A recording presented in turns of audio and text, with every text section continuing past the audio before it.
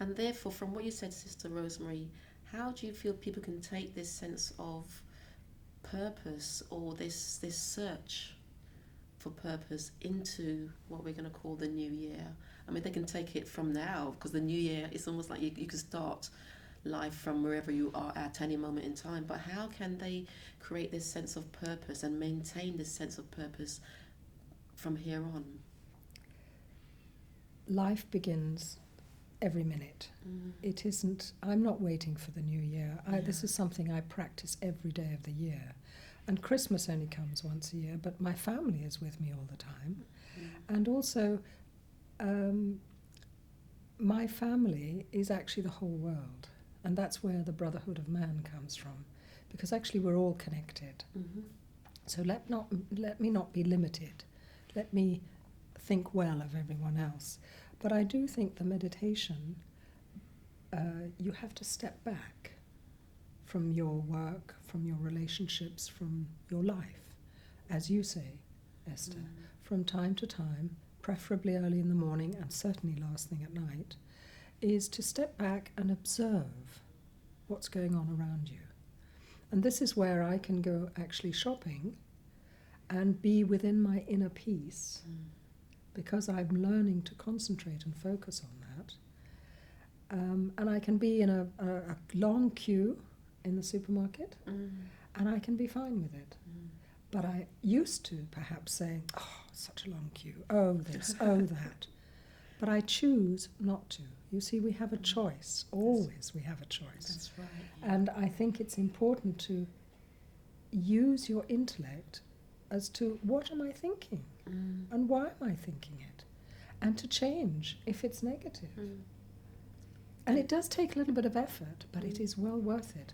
And the nugget of truth that I have found is that I am my thinking. Yes. And if I can change my negative thinking into positive, good thinking, then my life changes. Okay, there's a quote, and I believe it's by Napoleon Hill, which says, "We are the sum of our thoughts."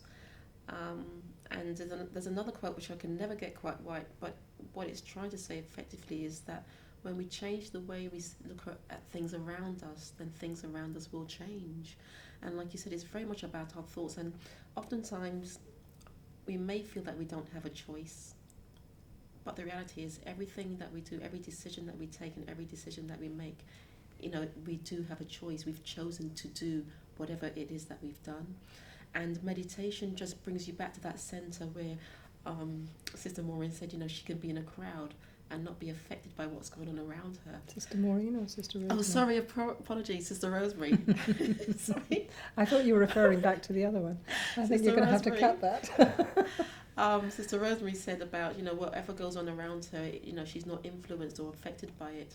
And admittedly this week I almost tripped, because I wasn't quite completely in my centre and I was getting quite irritated about something.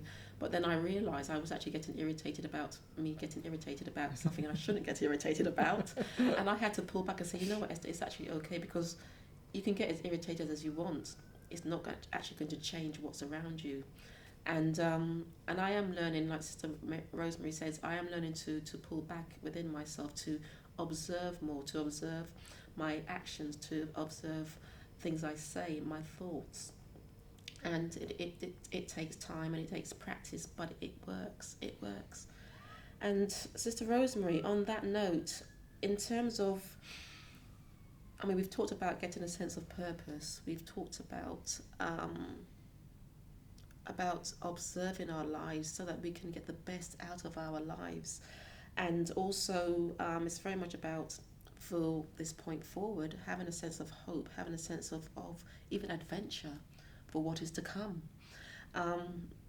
So therefore, understanding that it's all about transformation, and in that transformation it presents us with learning and growth rather than pain and challenges which will be there.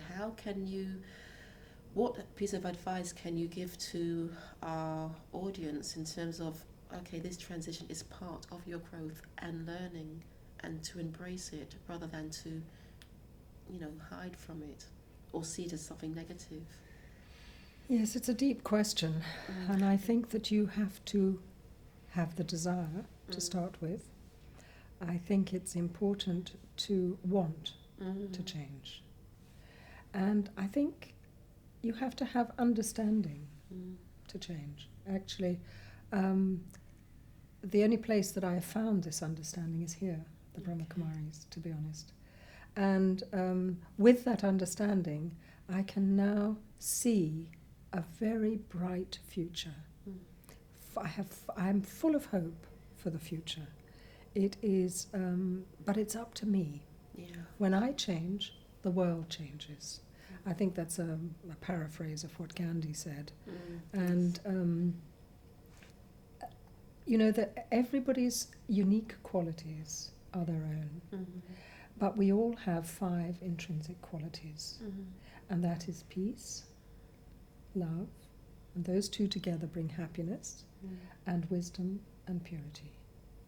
And I think because those are innate within us, and we've covered them up with all these other things, in that silence you find your sacred space and you can come back to your own truth.